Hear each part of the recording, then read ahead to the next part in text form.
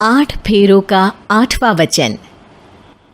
स्वाति ने इसी साल शहर की कॉलेज से पढ़ाई पूरी की है और अब उसके लिए जगह जगह से रिश्ते आने लगे हैं।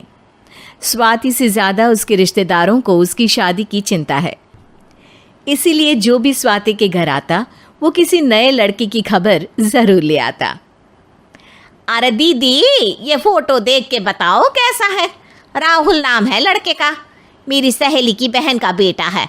अपनी स्वाति के साथ एकदम प्यारी जोड़ी लगेगी इसकी। ज़रा दिखाना, फ़ोटो तो बढ़िया लग रहा है। कोई गलत आदत वादत तो नहीं है ना इसे? और कमाता कितना है? अरे कोई गलत आदत नहीं है दीदी, आप कहो तो एक मीटिंग करवा देती हूँ, फिर सब कुछ फाइनल कर लेना। हाँ हाँ, ये सही कह रही हो तुम। संडे को स्वाति के पापा भी घर पे ही रहेंगे। बुआ फिर वहाँ से चली जाती है और रात को स्वाति की माँ उससे कहती है, स्वाति बेटा, आज कमला बुआ ने एक लड़के की फ़ोटो दिखाई है। संडे को वो लोग मिलने आ रहे हैं, तैयार हो ना तुम बेटा। अरे मम्मी, आप कहाँ कमला बुआ के चक्कर में आ जाती हो? अभी इतनी जल्दी कोई शादी वादी नहीं करनी है मुझे। अरे बेटा, अच्छा लड़का है, बुआ जानती है उसे अच्छे से। हाँ स्वाति बेटा, एक बार मिल तो लो, बाद में देखेंगे आगे क्या करना है। वैसे तो कमला रिश्ता लाई है तो मना करने का तो कोई सवाल ही नहीं उठता। संडे की सुबह होती है और कमला बुआ राहुल और उसके मम्मी पापा को लेकर स्वाति के घर आती है। अरे आइए आइए भाभी, इसे अपना ही घर समझिए, इनसे मिलिए। ये मेरे भैया और ये मेरी भाभी हैं। नमस्ते भाभी जी, ये है हमारा लड़का राहुल, सरकारी नौकरी की तैयारी कर रहा है ये। वैसे आपकी बेटी कहाँ है? अरे स्वाति बेटा, बाहर आ जाओ। वैसे कितनी पढ़ाई की है स्वाति ने? जी, पोस्ट ग्रेजुएट है हमारी बेटी साइंस में।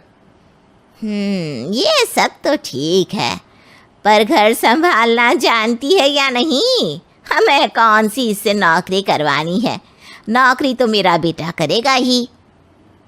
पर मैंने इतनी पढ़ाई की है और आप चाहती हैं कि मैं घर पर ही बैठी रहूं? अरे स्वाति बेटा, ये बड़ों की बात में तुम कहाँ बोल पड़ी? हम सब देख लेंगे क्या करना है क्या नहीं। हम तो इसी बात में विश्वास करते हैं कि घर के लड़के घर में ही रहे तो ज़्यादा अच्छा रहता है। वरना भाई साहब, आप तो आजकल के हाल जानते ही हैं, कितनी घटनाएं होने लगी हैं औरतों के खिलाफ। स्वाति बेटा, रसोई का काम तो पूरा जानती हो ना? शादी के बाद तुम्हें ही संभालना है वो सब। अरे बहुत अच्छा खाना बनाती है ये, आप सब लोग इसकी तारीफ करते नहीं थकेंगे। लो भाई, हो गई मीटिंग, अब शादी की तारीख फाइनल कर लेते हैं, क्यों भैया? भाई, हम तो पंडित जी से चर्चा करने के बाद ही तारीख फाइनल करेंगे। सालों से हम उनकी बातें मानते हुए आ रहे हैं। लड़के वाले और कमला बुआ की बातें सुनकर स्वाति एकदम नाराज़ हो जाती है और उसे लगने लगता है कि शादी के बाद उसे घर पर ही बैठना पड़ेगा।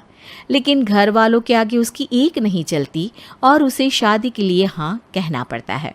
शादी का दिन आ जाता है और सब मंडप में जमा होते हैं। अब फेरों का समय हो गया है, अब कन्या अपने वर से 7 वचन मांगेगी। आप किसी धार्मिक आयोजन में जाएं तो मुझे भी ले जाएंगे। आप मेरे माता पिता का भी बराबरी से सम्मान करेंगे, हमेशा मेरा साथ निभाएंगे। आपको दोनों परिवार की जिम्मेदारियां बखूबी निभानी होगी। हर ज़रूरी बात में मेरी भी राय लेंगे। आप सभी गलत आदतों से दूर रहेंगे। आप मेरे अलावा किसी और औरत से कोई गलत संबंध नहीं बांधेंगे।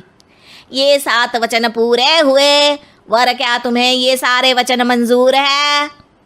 जी हाँ पंडित जी, मैं सारे वचन अच्छी तरीके से निभाऊंगा। अरे वाह वाह, बढ़िया तरीके से सब काम संपन्न हो गया।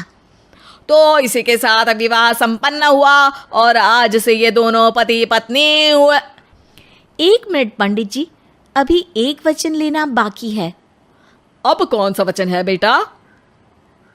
मैं अब हमेशा के लिए किसी दूसरे घर में जाने वाली हूँ, तो पति के अलावा मैं अपने सास ससुर से भी एक वचन लेना चाहूँगी। अब कहो बेटी। मैं ये चाहती हूँ कि मुझ पर किसी बात की कोई पाबंदी नहीं लगाई जाएगी।